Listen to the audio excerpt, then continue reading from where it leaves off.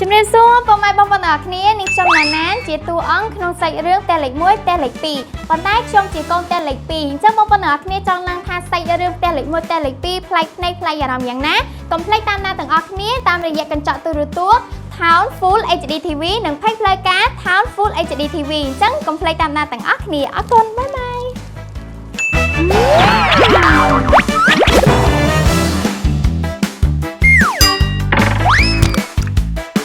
កម្មវិធីនេះនាំមកជូនដោយ Gansberg Amazing Take Gansberg a real German premium beer ពិសាដោយការទទួលខុសត្រូវ Idol I confident Boost Strong ញ៉ាំ Boost Strong ឆ្ងាញ់ជាងគេ